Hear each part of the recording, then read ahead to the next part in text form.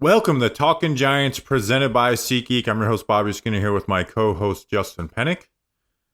And this is like a big episode, but it doesn't feel like it because it's the Giants bench Daniel Jones and a 6-year era is over. But we've been kind of knowing that this was going to happen eventually, so we stopped talking about it. Justin, Daniel Jones has been benched. We got Jordan Raanan coming on for 40 minutes for the bye week too, so good timing on that, Giants. How are we feeling? I'm good, man. Excited for everybody to listen to this episode. The Jordan interview was really good. A lot of good tidbits, a lot of good nuggets. Talk about like the locker room, Joe Schoen, Daniel Jones, Tommy DeVito, all that kind of stuff. Comedy a little emotional. We had a little live stream on YouTube earlier this morning where we talked about this, but I am a little emotional. Where this has been the Giants' starting quarterback over the last 6 years, and you ride the highs of some moments of his rookie year. You ride the highs of 2022, and then the little wins that kind of came in between there in the certain years. And there's been some good, there's been a lot of bad, but regardless, since I started, since we started doing this together, you and I, this Talk of Giants stuff, Daniel Jones has been the starting quarterback for the New York Football Giants, even if he hasn't been there full time, and even if he's been hurt. And now it is officially done, dead, and over. Yeah, we'll never see him take a snap unless both quarterbacks got injured in the game. So it is over. And I'll be interested to hear his press availability on Wednesday. No, probably won't get much from that. But this was just, we knew that this was coming. And the Panthers game, there was no way to not do it, right? Like the Commanders game the week before, DJ played, fairly decent in that game. The Steelers game, it wasn't just nonstop disaster, right? You had the interception at the final drive, you had the not shifting over Theo, but it wasn't just nonstop disaster. This Panthers game against an awful defense going into a bye week, there was just no going back to him after this, especially when you have the $23 million injury guarantee, which, it's probably the biggest tiebreaker of all time. If they think that, if they're trying to win games, which I know a lot of fans don't want them to win games, but they are trying to win games. I still think they believe Daniel Jones is probably the best option, but after that Panthers game, it's like, well, Tommy DeVito could have played better in that game. Drew Lock could have played better in that game, but they go to Tommy DeVito, which I think is the more interesting part of this, because we all knew the Daniel Jones thing was going to happen. I wasn't really emotional just because I went into this year being like, yeah, I know he's the quarterback now, but I just have no emotional attachment. Like he's a dead man walking on this team, even if he played above average, or played like 2022 level. I just didn't think he'd be back. But they passed over Drew Lock for Tommy DeVito. And there's going to be think pieces and conspiracy theories on why this happened. I truly think it's just because they think Drew Lock is ass. I think they think he's awful. And this is when I was talking about, a month ago about it can get worse. There's different levels of bad. There's boring bad, which is what I think Daniel Jones has been. I think that's what Tommy DeVito was last year, where he takes sacks instead of throws interceptions or fumbles the ball or, misses a guy deep by, 15 yards. There's where Drew Lock can be disastrous, chaotic bad. There's just different levels of this. And I think that's what they were worried Drew Lock was going to be.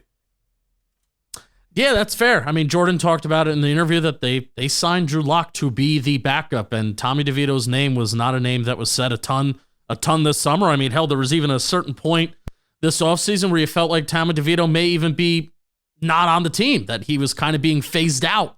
But I think it is a matter of, it's not a good look. It's a bad look that Drew Lock, $5 million guaranteed. And forget a look. It's a bad decision. Well, yeah. Yeah, you wasted $5 million. Totally wasted. Again, we're not talking about him coming in here and being good. He's a backup QB. But if you can't go to him over Tommy DeVito, it's a complete utter waste of $5 million.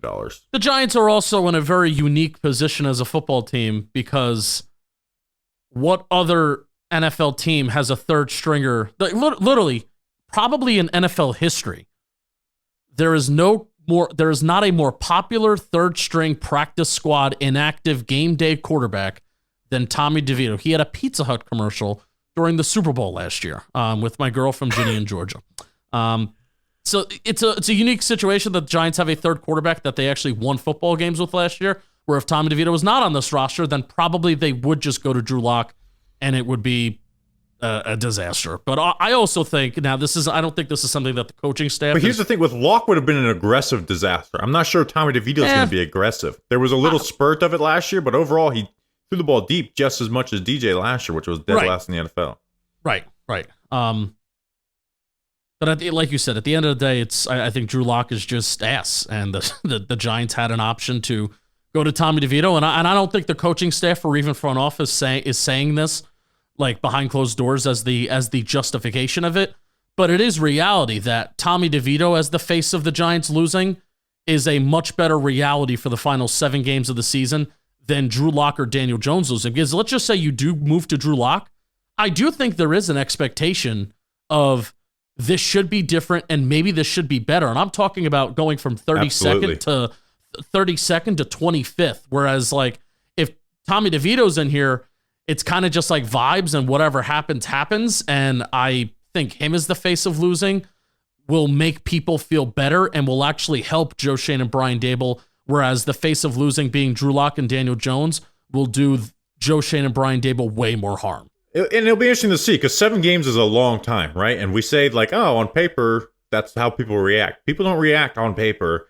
in the moment when stuff goes bad. So we'll see. But the thing with DeVito is where last year with Tyrod Taylor was not willing to entertain this at all. And I think we were vindicated on that, where I was like, I don't think they're close. I think Tyrod Taylor is clearly the superior quarterback. Where Tommy DeVito's had a year to grow, and Drew Lock's not near the level of quarterback that Tyrod Taylor has shown, to where I think it actually could have been close. And maybe Tommy DeVito's grown and is a better quarterback than Drew Lock. And this team is better. This offense is better. I mean, this offense, like I've done some, a little bit of deep diving into some Giants stats this week, and I haven't been able to really like what's my message if I wanted to say this like in a video. This Giants team runs a lot of plays. This Giants team gets a good amount of yards per drive. Like their plays that they run per drive and their yards per drive is in a much better spot than what you may think. It's just that they're not explosive, number one. And number two, they're horrible in the red zone. Like horrible. Probably less than the NFL in red zone. So that's what makes the yards per drive and the plays per drive worse. So I don't know. Does the red zone offense get better under Tommy DeVito? Does the execution side? Are they a little bit more explosive with Tommy DeVito? I don't know. The team is better, so I'm interested to see what happens this Sunday against the Bucs. Yeah, the receiving unit is clearly better. Well, I'll be interested to see how much better, because his O-line last year was Thomas, Pugh, JMS, Bredesen, and Tyree Phillips. Is Illuminor, Runyon, JMS, Greg Van Roten, Neal better than that? I think so. I think the guards in the interior, you have a year 2 of JMS, so I think he's been better than what he was last year. I agree with that. I think the guards being better. The tackle situation's worse because there's no Thomas. But well, here's where would be worried about if I was like someone that he took all those sacks last year and his blind side was completely protected. Yeah, 17% sack rate, which is absurd, man. And there were so many QB-owned ones as well. Like, he was really bad at just taking sacks, like on quick game stuff. And it's not even like, nothing opened up. It's like you're running slant flat, throw the slant. It's there. It's there 10 times out of 10. You're not throwing. But, again, I think DeVito may have grown. Hopefully he's, like, that's an area where you can see him growing, is the quick game type of stuff. So, hopefully that's better. Here's something I won't listen to. Is that the idea that they're not playing Drew Lock because of money? Spot Rack put out a tweet, and even Over the Cap was throwing shade at it because it was so stupid. Was that, well, the reason why they didn't is because they didn't want Drew Lock hitting his incentives. And you want to know some of his incentives, what his incentives are, is playing time. It's $250,000 for each. 40%, 50%, 60%, 70%. If he plays every game, and starts everyone, he might hit 40%. Might. If he missed one game, he probably wouldn't hit that. So that would be $250,000. The rest is 92.5 passer rating for the same clip, 65% completion rate, 88 passer rating plus 15 touchdown passes, 88 passer rating plus 2,000 passing yards, and then like playoff berth and other ones. So those are at most he was going to hit 500,000 of those at most. If he would have hit like the passing yards and touchdown ones, he would then he would just be legitimately an awesome quarterback, right? Well, then we'd be re-signing him. He'd be averaging over 2 touchdowns per game and 285 passing yards. The guy would win fucking comeback player of the year and, be getting MVP votes if he had played through a full season. So that's not going to happen. So it's not because of that. I think it's simply they just don't think I think they think he's really, really bad. And he's shown that every opportunity he's gotten with the New York Giants. He had grown as a player last year with the Seahawks in his year 2 of it, but even then, it still wasn't very good there. You saw some of the typical Drew Lock mistakes. Yeah. Yeah, the only one that I think he would get close to is the passer rating. Because even Tommy DeVito had an 89.2 passer rating last year. So, but that's because DeVito takes sacks and didn't throw any interceptions, really. You know what I mean? Interception rate of 1.7% is I think that's about average. And then 1.7%? 1.7% interception rate. That's really eight good. Touchdowns. When DJ led the league in it, he was 1.1%. So, and then but even again, rate of like you said, even then, it's less than $1 million if you're the most optimistic Drew Lock person out there. Yeah. So he wasn't going to hit those incentives. So that's not the reason why. Well, we know this Giants regime and Joe Schoen are pretty stingy on who's getting money now. We talked about Nick McLeod. Don't get me wrong, I agree, but I don't think there's any fear of those. And those cap numbers are unlikely to be earned, so they don't even go on this year's cap charge where they're stricken up against it. Yeah. But yeah, I get what you're saying, and that's going to be a talking point to me. I think it wasn't even included for half a second. If anything, it's like they look worse by investing $5 million in a waste, just a total fucking waste. Like that's crazy. When Jameis Winston got barely anything, I don't even want to talk about the Russell Wilson thing, but like Jameis Winston got nothing, and you gave Drew Lock $5 million. And I'm not the Jameis Winston guy, right? People overrate him because he's funny. But like he's been a better quarterback in his career than Drew Lock. In a year where you knew that you had to do something at quarterback other than just be desperate to trade up for one. Yep, absolutely. So, all right, we're gonna kick it to the interview, Justin. Before that, you know what I always try to be? A fan that never loses, and the New York Giants make it hard. Because here's what I mean: the Giants don't win every single week or any week, but even when they lose, I'm still loving the game. I still got passion. I'm still loving football. Because whether it's a big deep ball or some 3rd and short conversions or just a great tailgate in the parking lot, which I'll be up there for this week, there's always something to cheer for. And the best beer to pair with those awesome moments, Corona. So you're going to see me with a Corona in my hand this Sunday against the Tampa Bay Buccaneers at MetLife Stadium. Corona is all about finding the maximum amount of joy within every moment of the game. Win or lose, at home or on the road. It's the perfect beer to go along with watching football and all the moments that come with it. So cheers to everyone who loves the game beyond the scoreboard. Corona, for the fans who never lose. Get yours at ordercorona.com. For 21 plus, relax responsibly. Corona Extra Beer, imported by Ground Imports, Chicago, Illinois. You'll be glad you did.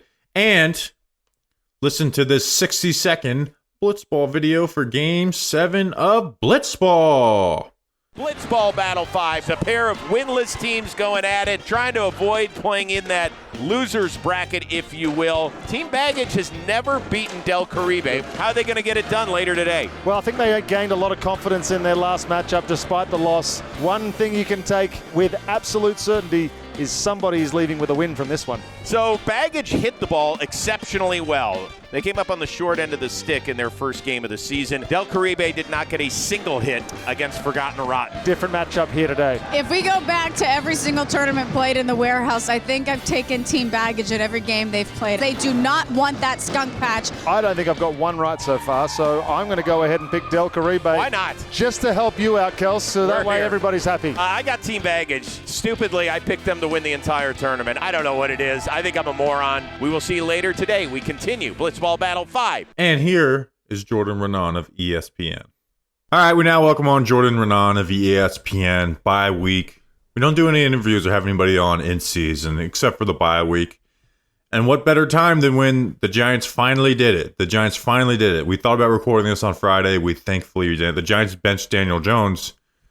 I mean, let's start off there. Talk about it.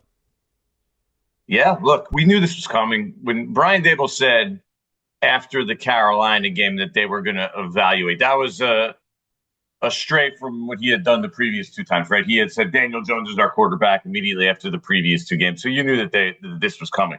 The surprise here is that they jumped Drew Lock and they bring in Tommy DeVito. That to me is the surprise here. Like, it was over for Daniel Jones. That game in Germany, that was the end. Remember that flea flicker play where Daboll was going ballistic. At that point, you just knew, it was over. And it was time for everybody to move on for all parties, to be honest with you. And for the fans as well. I know fans just couldn't sit there and stomach watching it anymore. But it is interesting that they jumped Drew Lock, who has been the number 2, and they said was the backup from the day he signed it. I don't know if you remember that. They were like, Daniel's the starter. They made it clear what their roles were. Daniel was the starter. Drew was his backup. And so let's follow the crumbs here. Tommy DeVito was the 3rd string. He wasn't even in the conversation. He wasn't even going to get a fair crack at being the backup. And now to have him as the starter here, what week is this? This is 12? Yeah. This will be week 12. That to me is a little bit surprising. So here we are. But they honestly, the reasoning from with the people that I've talked to, the sources that I talked to behind the scene, they really did think that Tommy can bring something, bring a spark, can bring an element of like juice to the team, right? Like, he kind of has that to him. That is the one thing he does bring. He has that sort of moxie. That's the logic behind it. Okay, so they didn't use anything about. Now, I actually want to spend a little more time on. We got to talk about Daniel Jones part of this because, 6 years and it's over. But I think that conversation is honestly boring at this point. But where, like, paying Drew Lock and then not playing him, that's to me a pretty big gaffe, especially when it's not like they give him a minimum contract. Like Colt McCoy or something, a handful of years ago, when I'm not going to complain about that. Mike Glennon. And yeah, or Mike Glennon, right? When you give if you give a minimum backup QB a backup QB minimum contract, totally fine. You just think if your starter's out, your season's over. I'm fine with that, especially for a team that's not competing. So it's not incentives based by Drew Lock. I saw Spot Rack put that out. He's not hitting any. If he actually hit those incentives, like, we might actually just have a franchise QB. Those incentives would be so hard to reach. Look, the money part of it for the Giants. We heard John Mara say it about Saquon, right? Last year, we didn't trade him because we wanted to win games down the stretch. They're not worried about money or these other factors. They're legitimately trying to win games down the stretch. That's what's important to this team. This is what they think is the best option to win games. So the Tommy DeVito spark thing. Do you think any of that has to do with the way he is viewed by the fan base? Because we are on Twitter, right? Something I've learned from every event that we've went to in the last year is that it's the biggest example of Twitter's not real life. Because Tommy DeVito is like the biggest star on this team. He is a fan favorite. People love him. They get in lines for autographs for him. You go anywhere, that's the name of people you want to talk about. He does give a spark to the fan base. I don't know if he's going to give a spark to the team. Yeah. I think there's a little revisionist history on how that 3-game winning streak went last year. But 12 turnovers. Do you think it's that close, or do you think they simply just believe Drew Lock is that bad? Because I lean that, because every example we've gotten to see of him, it's been really bad. Yeah, it just hasn't really worked for Drew Lock, at least from what we've seen, the sample size during the season, training camp, whatever. So I think it's close. And when they looked at the two guys and they're like, it's close, we think that there could be a bigger benefit. Look, their biggest goal for Joe Schoen and Brian Daboll throughout the last, how many games? We have 7 left, right? Yep. Is going to be, can they keep the locker room? Like, that's going to be the number one thing. Right? That's the one thing that I think will cost them their jobs, is if that locker room starts splintering and imploding. We kind of have seen some signs, right? There's guys liking Saquon's text, Darius Slayton making these little comments about Nick McLeod being a free man, and the whole Nick McLeod thing. That's a dangerous road to walk. Joe Schoen thinks no, he has no problem with it at all. He's fine in the locker room. I would probably argue that that's not necessarily the case, right? That there's definitely things, and I've talked to plenty of guys in the locker room, and those kind of things bother them. And, the GM is not that popular in the locker room at all. So these things do matter. And so I think that's factors into the equation here as well. How do they keep this team together as much as possible? And bringing Tommy in and if they can get that spark that they envision, I think they see as the best route to go here. Sorry, muted. Go ahead, Bobby. You got to turn your microphone on to talk. Why did they wait? I know I'm like Ryan Dunleavy in the Zoom calls. Why did they wait a few games for? This is Dunleavy in the Zoom call. See, I don't get to see that point of view of it. We have saved pictures in our camera rolls that we send once in a while of Dunleavy. He thinks they hear you better if he's closer, so he's literally like this. Sorry, I derailed the podcast here. No, it's good, and he, Dunleavy loves having his name mentioned for some slander. Why didn't they do this a few weeks ago when they what kind of took so long for this? Let me rephrase this. Daniel Jones has been really bad. The Panthers game is that's a different type of low. That defense is so bad, and he played his worst performance of the season. Do they think Daniel Jones is the best chance to win down the stretch, though? If there was no injury guarantee and the fan base didn't exist and wasn't calling for Daniel Jones, would they still be starting Daniel Jones? I think they would have. That's why he was starting. I think we reached the point where his play has just dipped to the point where you can't play him anymore, right? You can't even it's hard to even justify that to the other players. Did you see Wan'Dale Robinson on the flea flicker and Nabers? You don't think that they went on the sideline or after the game in the locker room, were sitting there talking about that play? Those things happen. I know it happened in the locker room. So yeah, I think they reached the point of critical mass. They had to do it after that game, and it was the bye week. It was the perfect time down the stretch. You almost just try something new. They thought that Daniel Jones was their best opportunity to win games. I think they've lost faith in that being the case. How bad? They gave Drew Lock $5 million. Where are we at? How did it go from being a priority to get a backup QB in here? Obviously Tyrod left after last year. I don't think he was coming back after the way the whole Tommy DeVito thing was handled. The funny part is their misevaluation. That if Hard Knocks is true, they really thought Tyrod might come back. He wasn't coming back. He didn't like that he lost his job by injury again to Tommy DeVito. Nonetheless, if the front office really thought that, they're completely out of touch. So, I mean, what changed from March signing Drew Lock to now? I think we've seen him in this offense, and it hasn't looked good, right? It hasn't looked great from start to finish. So, but we've also seen Tommy DeVito. Yeah, he didn't kill him. Yeah. I think they're looking at it there's two even quarterbacks right here, but one has a history, has some sort of it factor. I know that's a lame cliche, but I do think, and I don't know if you guys agree with that or not, I do think Tommy has that to some degree. He has an ability to sort of connect to people. So does I feel like Locke. If there's one thing Locke has, it's that too. But honestly, I can tell you something. I'm bored of the quarterback conversation because I think there's so many other things around this team that need to be talked about. But specifically, now that Daniel Jones is gone, right? There's no more talking about benching Daniel Jones and playing him. Done. He's the QB3. He's not playing. If Tommy DeVito gets injured, they'll sign another QB and make him the QB2. So I have relief because we don't have to talk about that. Now I want to ask, do you get any sense how they feel they need to address the QB spot in 2025? Are they QB or bust in the first round? Whether it's they get the first QB or the third QB off the board.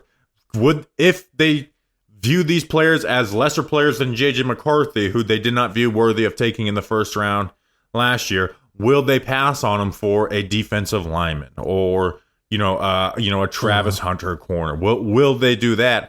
Or are they simply just going to draft a quarterback in the first round? I can say this pretty confidently that I I know that the plan was, if it didn't go well with Daniel Jones this year, they were going to address quarterback in the draft this next year.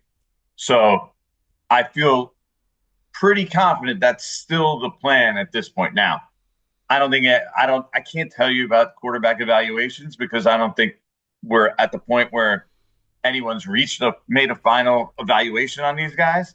So yeah, but I think that was the plan, and that probably remains the plan, to get a quarterback at the top of this year's draft. There's always somebody worthwhile.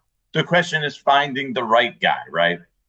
Like, let's not pretend like, and I get it, this is not a good quarterback class, but the likelihood is there is at least one quarterback in this draft that's going to be a pretty good player. It's their job to find that guy, right? Like the Baltimore Ravens, that was a great draft, and they took Lamar Jackson, right? Like it's the good executives, that's their job to find that guy. So I think there'll be a quarterback I think that they like enough for that they go and they target that guy and get him in the draft. And then it helps that there are going to be some teams possibly near the top of the draft, the New England Patriots, I don't know where the Jaguars are going to be, but I think it's pretty hard for the Jaguars to get off Trevor Lawrence at this point.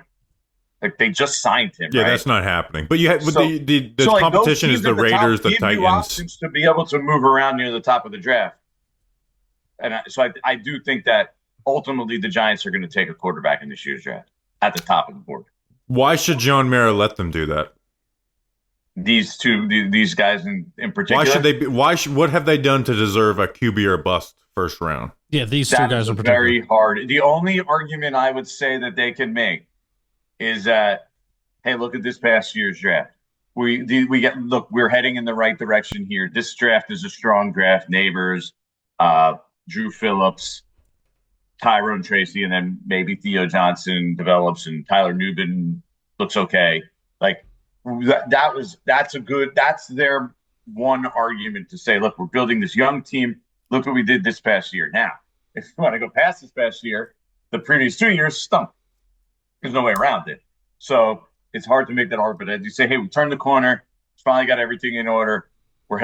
This is what we're going to build upon. Let us build upon this. And I mean, trust me, John Mara, the Tishes, they don't want to get rid of Joe Schoen and Brian Daboll. They're going to have to be forced or given reason to want to get rid of them.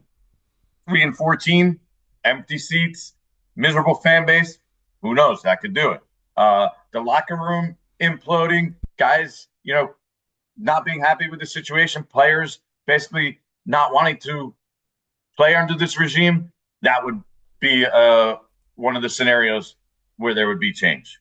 So are they really safe? John Mara talked about it. I think the argument, I feel like I know how John Mara's brain works at this point, where I know he's going to get talking. Well, look at this draft class. You gave Dave Gettleman 4 years. How are you not going to give us 4 years? And we never got to draft our own QB. And our biggest mistake of signing Daniel Jones. 4 years, though. But again, I'm telling you how John Mara's brain works. And hey, man, I'm not saying Mara's forced them or we can't. I hate, like, Joe Schoen made the decision to re-sign Daniel Jones. Guess who also probably liked that decision? John Mara. So it's just natural we don't hold the decision. It's like me. I don't scream and rave about them messing up Evan Neal because I also wanted Evan Neal. So John Mara, no matter, like, we both got it completely wrong, but I don't scream about it as much because I was also wrong on that one. That they'll get 4 years most likely, but are they really, really safe? Like, does it need a disaster to be there, or with just boring bad football? Let's just repeat what happened the first half of the season, these last 7 games, with just a different quarterback in there. Like, let me shorten my question. I think he would try to find a way to justify in his mind keeping them if that were the case. I do. I get, from talking to people in the organization, that's the vibe that I get, that they really want to, build this out, give these guys a long leash. This is why they allowed them to not draft a quarterback in last year's draft, right? That all these things, like, hey, let's build it out long term. Let's think long term. We spent all this time and effort and money building out internal infrastructure where, like, their operation has modernized in recent years. Like Joe Schoen is using a lot more new school approach than was part of this organization beforehand. So I think from an ownership perspective, like, we put in all this investment. We really don't want to cut ties now. Now, like I said, are they safe? Well, they're always safe, but it's to a degree. You're safe, but a lot of things can happen. There's still 7 games left, 7 weeks left. A lot can happen in 7 weeks. As Ben McAdoo can happen in 7 weeks. Well, Now, let's just say they don't bench, their future Hall of Fame quarterback. Like, again, I think they're safe. Justin, go ahead. No, something that You're demoralized. Bobby's a broken man, Justin. something that It's Shane true. talked I a don't lot see a way about. out. Something that Shane talked a lot about last week during the presser is, he talked about the 2024 draft class. You just mentioned that, raving about that. It's a really good class, at least so far. We'll see how it develops. But, and I appreciate how you guys, you pressed on him. Well, what about the previous years? And he defended it, but he didn't go out of his way to defend it like he has gone out of his way to defend 2024 class. Nobody's really kind of asked this yet. I want to get your thoughts. Has the 2024 Giants rookie class saved Joe Shane's job? It certainly helps his case. I honestly, I think it would have taken a total disaster or something like catastrophic to get Joe Schoen to lose his job.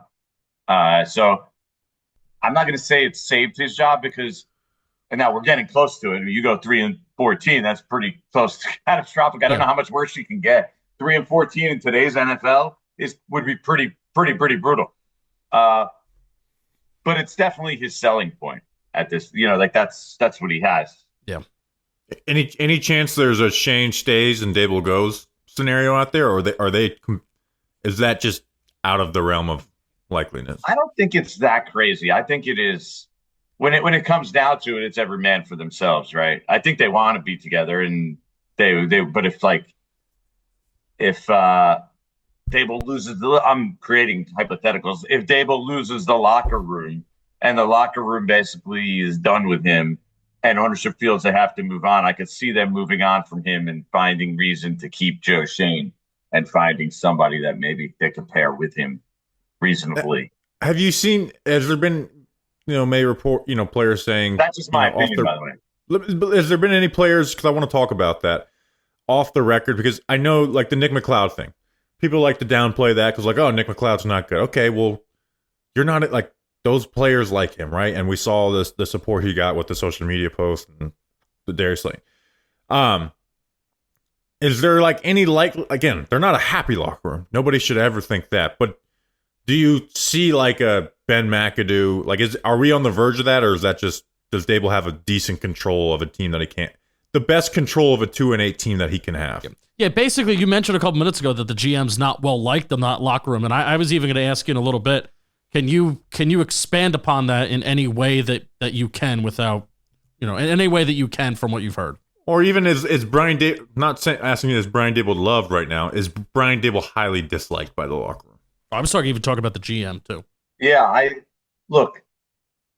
don't think I wouldn't say he's highly disliked by the locker room. I think there's more like indifference at this point, which, guys are upset. It's hard for a coach and the general manager, whoever, when you're losing and then you're trying to preach the same thing. Hey, we just have to come in each week, concentrate, do our job. And you're just saying the same things over and over again. And the results are bad. Like, it's hard for guys to just be able to be like, I'm totally bought in, right? How are you going to buy in when they're telling you the same thing and, shit's hitting the fan left and right and you're losing games? So it becomes difficult. And that's not just Brian Daboll and Joe Schoen. That's an everybody thing.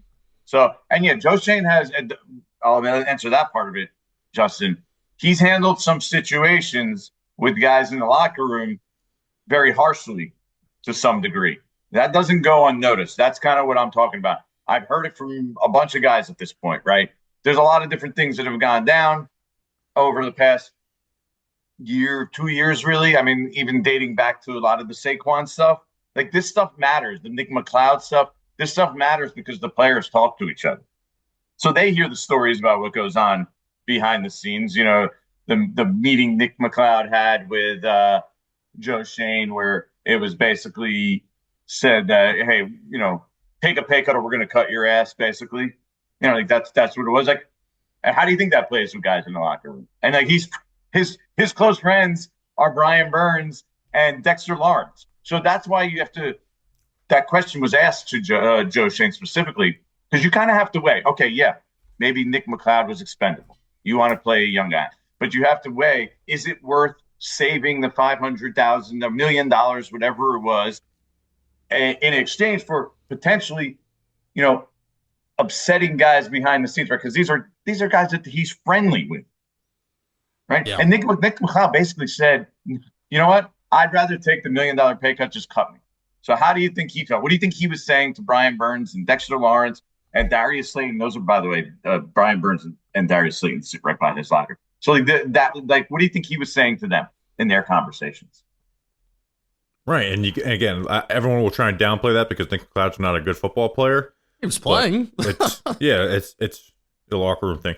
I want to ask you. Right, but it's a matter of keeping everybody on board. It's like you have to weigh the cost of how much damage it could do, right, over what it does for your roster. Like you have to think of things aside from just from a football perspective. I want to ask a Nabers question, but before that, I want to do just quick. Your opinion. You're John Mara. What would you do at the season's end? And it just ends. They win. They go 2-5 down the stretch. Tommy DeVito's really bad. The defense has a couple stack games where they win 17-10 or whatever. I would say I would probably want to keep them, but at the same time, the difficult part of this is once you're letting them make this big quarterback decision, now you're committing to several more years. So am I really committing 5 or 6 years to these guys that haven't done a good job so far? The answer probably would be no. So like you're the owner of the Giants. They sell it to you for $20 or whatever you got in your savings account. You're moving. Oh, you're giving me credit. You're cleaning house.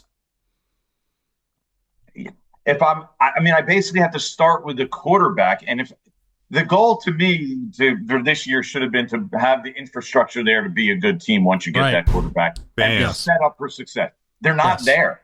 Nope. They're not there yet. Yes, they have a couple good pieces. People like this is the NFL. Everybody has a couple good pieces, but good teams have about 10 to 12 to maybe even up to 15 Pro Bowl caliber players on their roster. Yes. I mean, I'll give the Giants, I think I did it and I was generous on some of the guys, and I gave them 6. Yeah, my favorite exercise that we did this year was rank the Giants' top 10 players. And then be like, okay, how were they acquired? Because the top 2 don't even come from this GM. But Malik Nabers is one of those players. Andrew Thomas and Dexter. I was thinking, wait, Brian Burns doesn't count for him? But yeah, he's third, I guess, right? Yeah, or whatever, Malik Nabers. Let's talk about Malik Nabers. Carl Banks talked about, hinted about it on his show, and don't be afraid to coach your best players. We ask questions of people. How do they feel about Malik Nabers right now? Because he's been a really good player, but he's a rookie. Like, do they feel great about that investment? Like, do they have issues with him? Like, is there anything there? I think they still feel really good and great about the investment, that he's a high caliber player, that he's going to be a star player. Do we see things? Do they see things? Do they maybe want him to work harder? Or, we've seen it on the field. There's been routes that he kind of didn't run out, right? Like those little kind of things, the immaturity type things. I think they've seen that as well. And I mean, I've heard a bunch of little things behind the scenes. Nothing that I think they, want to send him back. Like if they could, is it typical wide receiver 1 stuff, or are they kind of alarmed by? I think for the most part, it's something? Typical wide receiver 1 / young player stuff. Like he's not alone. I think if you go through most young players, guys don't come into the league knowing what it takes to work and like a professional, right? And Malik Nabers is a guy that I've always heard actually did work hard and put a lot of. He's not a huge partier. He's a big, go out and work out and play football guy. But there's a difference. Like you see it with Deonte Banks as well. You start to feel yourself maybe a little bit. You're a little immature. You think you're already there, and you're like, wait, and then you realize, wait a minute. Like the really great players in the NFL, the ones who get to the next level, they have that supreme talent and work and do things the right way. In addition to that, I think that's how you get to the next level. So I think that's kind of where they stand with Malik Nabers. Hey, he can, there's some things he could definitely improve on and grow up with. But, these are things that kind of usually work themselves out with younger players in the NFL. Is there any vocal leaders in the locker room who can back it up with their play, who address those guys? I think it's Dexter Lawrence. Now, the guy in Nabers' ear, it seems to be Isaiah Simmons, which I don't, think is probably a great thing for him. Sure. But Dex is the guy, to me, that has the clout on the D. He's really the only one on the team, if you look at. Brian Burns does too, but he's kind of like a quieter personality. So I think Dex would be the guy. But think about it. Who's the guy on the offensive side? Yeah, there really isn't anybody. Andrew Thomas is a great player, but he's a very quiet personality, reserved. He's not going to be going up and getting in guys' faces. That's not his personality stuff. It was Saquon. That was also part of the thing. That guy on offense was Saquon.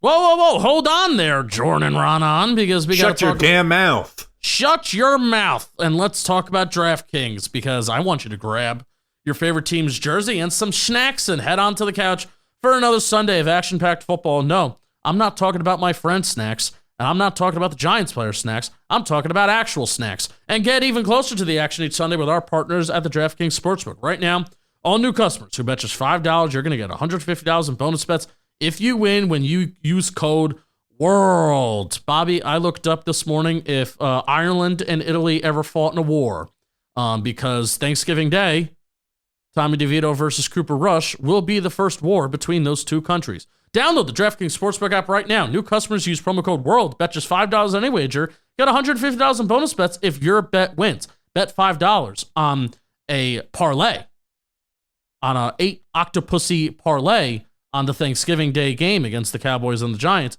Get $150 in bonus bets if you do when you sign up and use promo code WORLD only at the DraftKings Sportsbook. $5, get $150 in bonus bets if your bet wins. That's a promo code WORLD.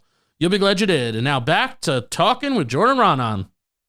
Let me ask you this. What do you think about the Saquon discussion every time he has a good game? Because you're a reporter, not a fan of the team.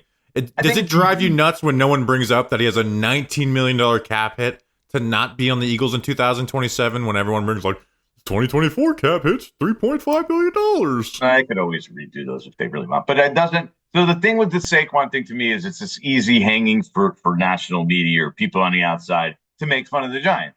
And the Giants have put themselves in a position where they're easy to make fun of, and they deserve it, to be honest with you. They're 2-8. Yep. So it's easy, right? It's low-hanging fruit. Now, there's two parts of it. Do I think the Giants made a mistake letting Saquon go this offseason? No. Should the Giants have signed Saquon Barkley the previous year? Remember Joe Schoen was negotiating with him so hard. He should have just paid him the extra $2-3 million guaranteed that he wouldn't go there, which in retrospect wasn't even market value for him. It was still below market value. Because a year later, off a bad year, he still made more money than that. So think about how much Joe Schoen was undercutting him or trying to underpay him, right? Because his value coming off 2022 was higher than it was this offseason. And yet the Giants never even got close to what Saquon got this offseason. Yeah. Now, the thing is when I look back, I look at him like, I wish we would have kept McKinney, right? Now, that's not as sexy as the running back position.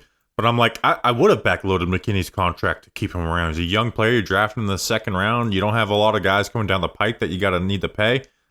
If I look back, and you could have still traded for Brian Burns too, right? And then either you're pairing Tyler Nubin with McKinney and trying to put together a really good safety duo, or you're using that pick on something else other than I would have figured out a way to keep McKinney. One of the Saquon, concerns I with wouldn't McKinney have. that I had heard from coaches on the defensive side was that they weren't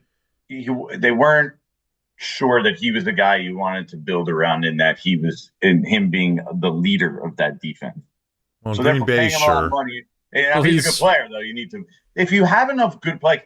The Giants, when I first came, they had enough guys there that could you could have different personalities. Yeah, that's the thing. When you have a bunch of good players, the personality, they figure that shit out. Yeah, if you have Justin Tuck there, if you have Eli Manning there, the guys like that in the locker room, they can help, make it work. Ancho Roll was there. When you have those guys, those big personalities, those leaders, then you're able to, get everybody to conform and make it work. It's not like, oh, well, we can't have a guy who has any questionable personality at all because it's not going to work. No, every team has, I have a friend who works in the league. He always uses the term, every team has shitbags on it. He used to always say that to me. Every team has some shitbags. I think if you don't have shitbags, you're not going to be able to compete. I'm not saying Xavier McKinney, by the way, is a shitbag. I actually think he's a good guy. I like Xavier McKinney a lot. They don't think he's a leader, but he's leading the league in interceptions. How do you like that? Yeah, he's a good player. He's a stat leader. He always was a good player. But I can't get over one thing that I go back and look Bobby, at. I can't get over something. Did you say who is Isaiah Simmons in the ear of Malik Nabers this year? They're close friends. They're very friendly. Their lockers are right near each other. They're super close. Yeah, I love that. I get a kick out of that. Isaiah Simmons. He's the one that's not very happy. That's pretty obvious. Oh yeah. I mean, he's barely on the team. Oh, speaking of not being happy, what in the world's going on with Jalen Hyatt? Oh, he's just not good. He contributed in the last game. It was his biggest contribution. So you're coming off his best game of the season, Justin. He almost passed Eric Gray in receiving on the team. That's one where I'm like, they just missed on that one. Justin, do you have anything else? Because I actually just we could just do 10 minutes on just talking shit about how it is covering the team this year. Yeah, there is one thing, and this isn't Jordan. What I'm trying to do is, when reporters come on, you know more than what you just said, but it's just you can't fully say it yet. So I'm starting to pick up on the game here. So if this is nitpicking your words, let me know and say, this doesn't really mean anything.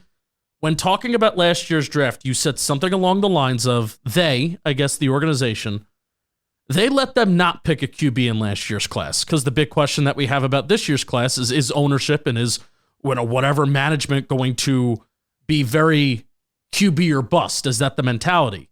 So they let them not pick a QB in last year's class. Is there any significance to that line that you said? Or is it just, hey, I was just in the middle of a sentence and I was talking? No, I mean, I think that was me saying that I know that they were, when they're making plans, they're giving, a long-term plan. And ownership, knowing how they operate, like they did this for every coach there, even though it didn't turn out to be true, but they tell them, we are willing to be patient. Okay. Right? We are willing to say, okay, this may take a couple of years to get accomplished, right? Because think about it.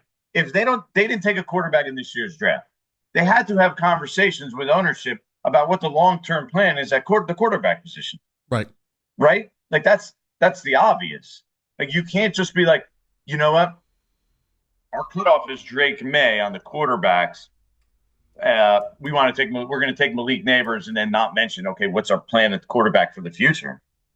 So yeah, it's presented to them. Okay, here's our law, and they present and lay out. Here's our plan. Here's our long-term plan. And included getting a quarterback in the draft this year. If it didn't work out with Daniel Jones, which obviously it hasn't, it turned out as bad as it could be in the 2 years since they signed that deal. This is the worst of the worst case scenario.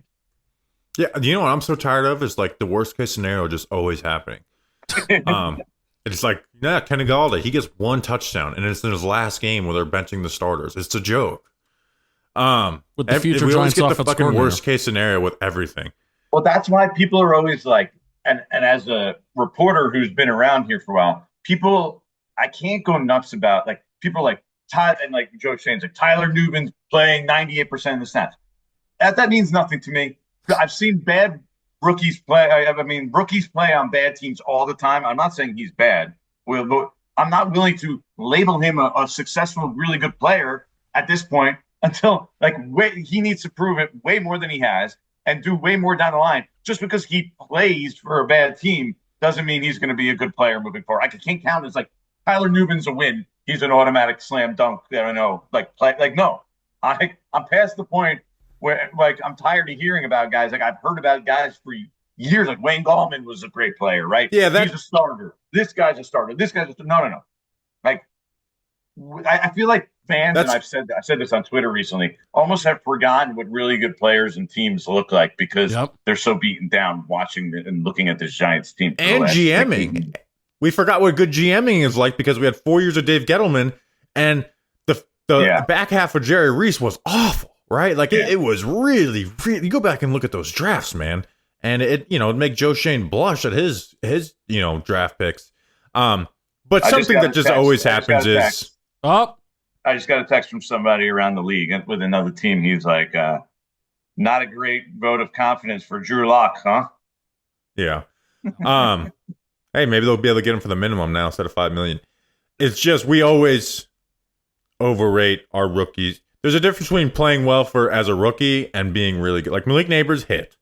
Tyrone Tracy, I'm willing to say it now. He's a hit. Tyler Nubin can be a good player, but like I need to see him touch a football one time before I declare him a second-round gem. Drew Phillips. His angles at times can be pretty poor. Yeah, but he can make plays near the line of scrimmage, though. I do like that part of it. I've seen good Tyler Nubin film. I think the defense lacks the ability to get the safeties' hands on the football because they play a very basic defense. But I still got to need to see him touch footballs before I declare him a gem. Andrew Phillips, has he played well for a rookie? Absolutely. He's also had big, really bad plays and 2 losses that made differences. But I like him as a rookie. Theo Johnson, I'm the Theo Johnson guy, right? But any player who's just starting at tight end can rack up 260 yards in 10 games. Theo Johnson was one of the worst players on the team for the first 8 weeks of the season. He's played better lately, but man, he was brutal to start the year. I think he's a good inline blocker. If you go look at the Tyrone Tracy fumble, he completely misses block on that play. Yeah, the mental mistakes are there, which I can live with the tight end, but I think he's a good inline blocker, and then I think he's athletic. But it's just something that, think about how people felt about Deonte Banks and Jalen Hyatt 1 year ago today. They'd be like, yeah, those are, if you even hinted that maybe Deonte Banks is just not a cornerback one yet, people would have lost their mind. I need to see guys be actual Pro Bowl, All-Pro kind of players. Then I'll be like, okay, Malik Nabers, at least, he's not even going to be a Pro Bowl player this year. But I can look at him and be like, that guy is going to make a Pro Bowl. Is going to be in the Pro Bowl at some point in his career. If he's that good. Yep, absolutely. You need that. You need a lot more of that. Yeah. And listen, I feel good about this. I feel much better. Like I talk about, we overrate rookies in the moment. I feel much better about this draft class in the moment than I have the last 2. But like you said, it can't be. To me, if that's your number one thing you're hanging your hat on is this most recent class, I feel like you're in a tough spot. Well, it's funny because front offices and personnel are always like, you need 3 years to evaluate a draft class, and unless they really need it to make themselves look good, then all of a sudden you could evaluate a draft class in 1 year. Yeah. Right? I mean, think about it. Personnel people always be like, yeah, you need 3 years to fully evaluate it. But now when you want to declare wins, you're like, yeah, look at our draft class. I feel like this has been a very boring 2-8 team. And people, I think one thing I've learned is that the team sucking is awful for clicks. Like when people are saying you're just saying this for clicks, and maybe that can happen in a moment with a singular piece, right? If you call for Joe Shane to get fired in the moment, yeah, it's best. But long term, losing destroys clicks. How are you feeling about covering this team 2-8? To me, it's a very boring 2-8 as well now. And now the number one talking point in Daniel Jones is gone. Yeah, the apathy was there. Actually, Daniel Jones being gone is a good thing. We reached the point where you couldn't say anything without people just losing their mind about Daniel Jones. He misses 15 throws a game. Even when he plays well, every quarterback misses throws. The second he missed the throw, it was over. Now I get it. He missed more throws than you would like, especially this year. And you said that at the beginning, Bobby. Your number one concern with him coming off the injury was his accuracy wasn't the same this year, and I kind of agree with you. It's the most inaccurate he's ever been. It went in the other direction. That was never really what I looked at as his downfall, but it has been this year, 100%. But just in general, I'm looking at it now, and I'm like, and people are like, why don't they start Drew Lock? And I don't really care who they start, but I'm thinking to myself, Tommy DeVito at least is good for business. Like it creates a little intrigue. Yes. Like you said, my friends who are Giants fans, they were done with Daniel Jones. They're like texting this morning. They're like, Tommy Cutlets is back. Like that does exist. It gives it a little more excitement than it would have if it was Drew Lock or Daniel Jones.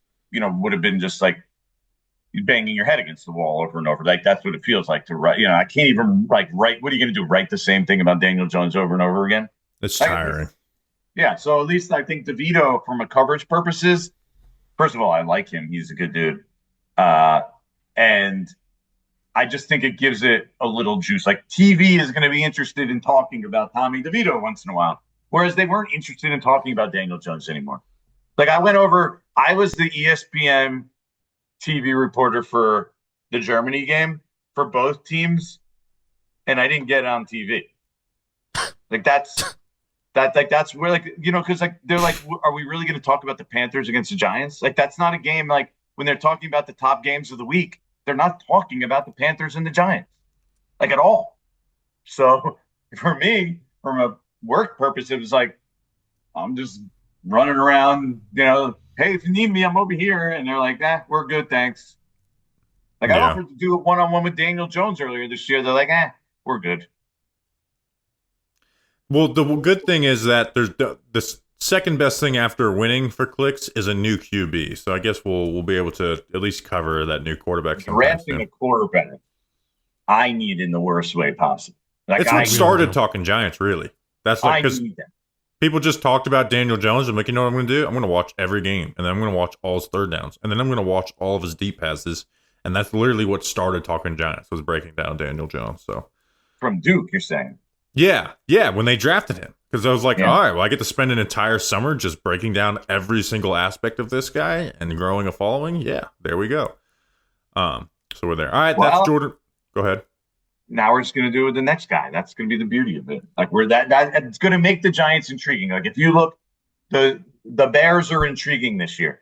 The Commanders are intriguing. Even the Patriots with Drake May for just the purpose of wanting to see him grow and play are intriguing. Like you'll see the coverage of it is interesting. So I need that. Like I need air right now. Yeah. Well, that's what I told people last year because I didn't want JJ McCarthy. I was like, you know how beneficial it would be for my job right now if I wanted fucking JJ McCarthy. You know how much good that would do me in my career if I wanted JJ McCarthy and they drafted him. But I don't. I'm sorry. You're still against that though?